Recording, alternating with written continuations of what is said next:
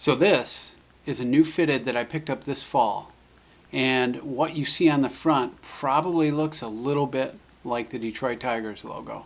And that's accurate because it is an interpretation of the Detroit Tigers logo for the new Hyperfly Katakana collection. In all honesty, I'm a little late with my reviews since these have been on sale for a while. A few models are sold out, but I thought it was still worthy as a look at the design, and especially since some of these will be discounted as the US holiday season approaches. So let's take a closer look at this collection.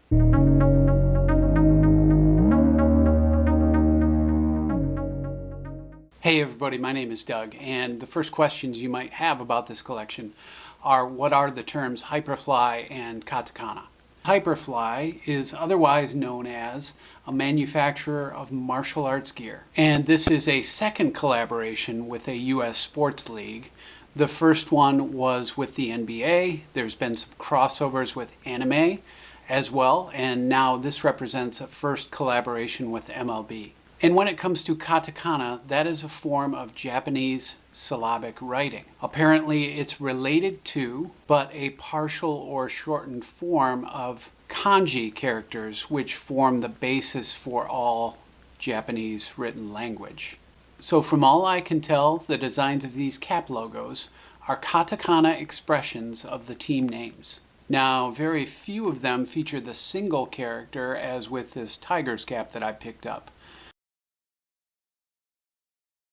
These were released this fall of 2025 at both Lids and Fanatics and, of course, NewEraCap.com. And they came in both fitted and 940 A-frame styles, which have a snap closure. Now, sometimes the fitted and adjustable models for the same team have a design variation, but for the most part, I believe they're the same design across the fitted and the adjustable.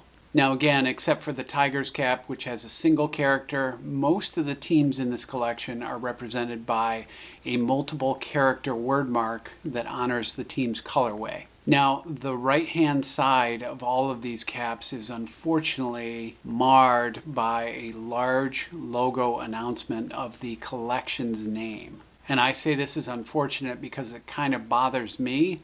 I think that if every cap came with the name of its collection on the right-hand side in such a large way, I'd probably stop buying caps entirely. But for the most part, there's some really interesting designs in this collection. I especially like the offers from the Astros and the Reds.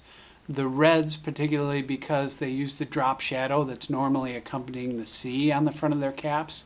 And also the Astros, which has kind of a unique 3-character word mark that works really well in their colorway. Now again, back to the Tigers cap that I bought. It does feature standard 5950 construction, but unfortunately for me, this particular cap was made in Bangladesh, and I'm guessing that most of the collection was as well. If you collect fitted caps at all or watch my channel regularly, you'll know that with a cap from Bangladesh, you have to do a lot of work to get it to look the way you want it to, and it's often very stiff in terms of the front panels of the crown and the visor, and they always start very square across the top. And I've done a lot of work to get this Tigers cap to look the way that I want it to. Now, basic details, it's 100% polyester. The front 2 panels are lined with the same kind of buckram that you see on any other fitted. Inside, you've got the black polyester sweatband, and as you circle to the back and see the labels, you got your standard size label and a very prominent Hyperfly Katakana logo label as well. And inside the crown, you've got the standard 5950 seam tape and the silver button at the top. And now I've tried it on so you can get a sense for what this looks like on my head. Again, I mentioned this one was from Bangladesh, so this shows you a little bit of the work that I had to do because some of that flatness tends to creep back in over time. And that's not surprising because I've had this for a few weeks and worn it a few times as well.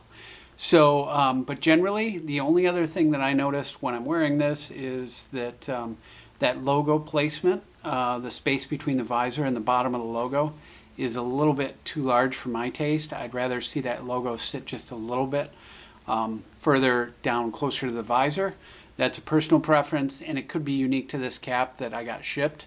although these word marks and the way they're applied throughout this collection do allow a fair amount of space between them and the visor. But other than that, this just gives you a sense for how this looks and what happens when you break it in and start to wear it. Overall, I would say this collection is pretty good, and there's some very interesting designs that have been created within this collection. I do think it's dragged down a little bit by the prominence of the right-hand logo side. That just seems like pretty blatant branding, and when you're already dealing with the New Era flag on the other side, it tends to take away from the logo on the front, especially given the scale of it. Now, I'm not sure when a designer or brand logo on the side of the cap starts to get bigger than the logo on the front of the cap, but this seems like it's getting dangerously close to that, especially on the 940 models, where the word marks on the front are a little bit smaller on average than on the fitteds. So overall, the prominence of that right-hand logo kind of mars the collection. Now, as far as buying any others, I think that's enough to dissuade me that I might not buy a lot of these, although I am eyeing a couple of 940 A-frames because that's a nice package, and I have been buying more 940 A-frames lately.